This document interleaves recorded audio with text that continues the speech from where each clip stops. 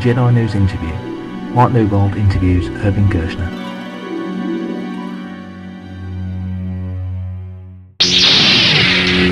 That must have been great for you as a director to have that freedom.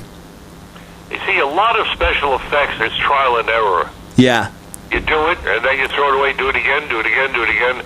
Well, with digital, it cuts the time way down. But we had to do it the long way. The camera had to travel on the rail a couple of centimeters at a time. It kept going all night. And a day later, we would take the film out and process it and look at it. Yeah. If it didn't work, you had to start the machinery all over again, crawling along. It was, you waited. Did the shot work? Did the shot work? And so you wait, and suddenly, after 2 days, you know it worked. Yeah. Well, do you wish you'd had digital back then? What's that? Did the option of using digital technology, do you wish that you had that back in 1980? Of course. No. In my photography now, I'm doing only digital. All right. And the next film I do, which I'm planning, will be all digital. Oh, excellent. Yeah. In fact, a couple weeks ago, I saw Francis Coppola's new film that he shot in Romania. Yeah. And it was shot digital. And it was projected in George Lucas's new projection room. Yeah. Digital.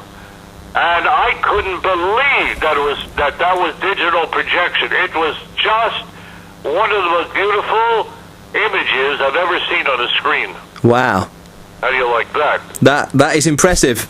Yeah, it's impressive. Because Spielberg has been very much against digital film, hasn't he? Well, he's been shooting on film, but I really don't understand why. No. So you'd be much happier to embrace the new technology?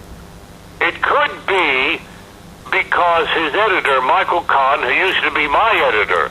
Oh, right. Oh, yeah, as he took him from me. Stole him from me. Michael is maybe the best editor in the world, in my opinion. Yeah. He tends to be very old-fashioned. He loves to work on the moviola still. Yeah. I mean, he's amazing. It's possible that part of Spielberg's decision, in fact, I got to talk to Michael about it. It's possible that he's choosing film because of Michael. Yeah. Yeah, could well be. I've got to call Michael. You now make me interested to find out. Oh, there you go. I just wondered with George and Stephen making a new Indiana Jones film, and George being digital and Stephen being film, I just wondered how they were going to make it work. They'll resolve the difference by doing what Spielberg wants. Director always takes charge. George is very smart about the creative process. Yeah. And he knows that Spielberg will have to be happy with what he's doing. Yeah. And if he's forced to do something he doesn't want to do, I mean, I know Stephen very well, but if he's forced to do something he doesn't want to do, it won't be very good for anybody. No. So I think that whatever Spielberg decides, that'll be it. Well, George has there's a perception of Lucas as being very much in charge of his own films and so on. Do you find him to be more collaborative than that? I think he's very collaborative. I think he exerts pressure, but he does it the way you get cooperation. Yeah. Which is important. He doesn't jam it down your throat. I mean, he really let me alone.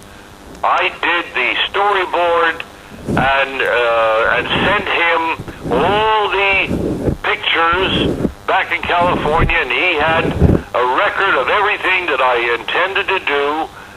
And I followed. And when I changed the storyboard while I was shooting, I would let him know. Yeah. I never got any note saying you mustn't do that, you got to do this. Never once. So he really left you to it?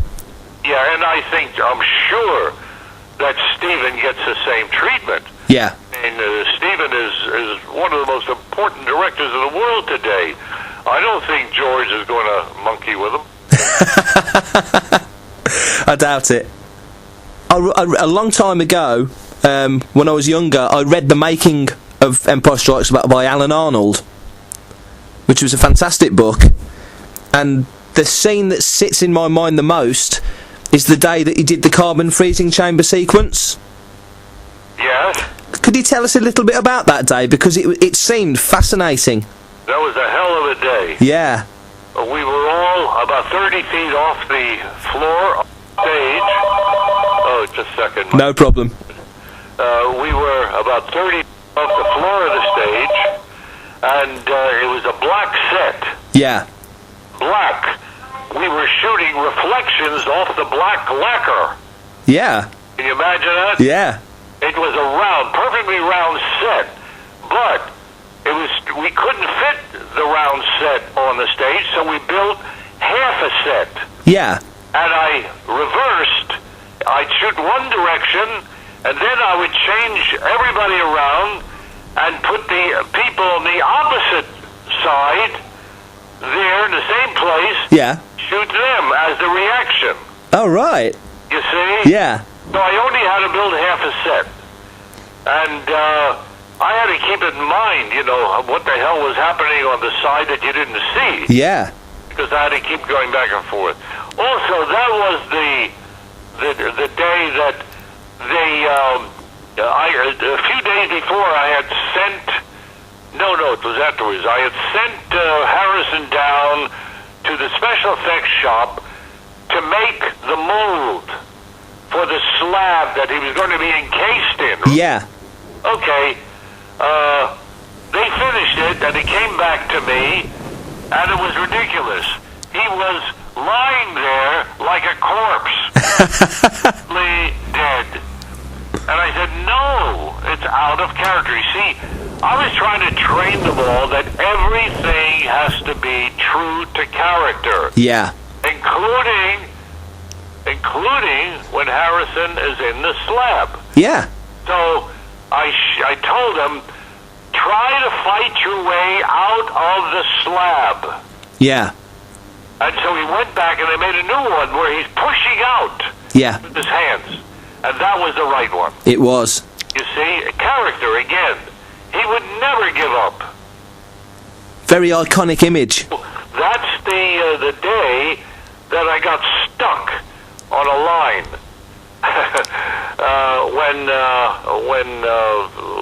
When the Queen said, the Princess says to Harrison, Yeah. I love you. And the line written in the script was, I love you too. Yeah. Well, we shot that. It was very hot that day. We had steam shooting in our faces. The dwarfs were falling apart. Many of them were fainting from the heat. Yeah. And I said, no, it's not right. And everybody wanted to go to lunch. It was the last shot. Yeah. And I said, no, I tell you, yeah, we got that on film. Let's try to get a better line. Well, what do you want? Well, I don't know. Try this. So I kept giving Harrison lines, and we kept shooting it. Yeah. Finally, David, the first AD, David Tomlin, Yeah. wonderful man, came over to me and said,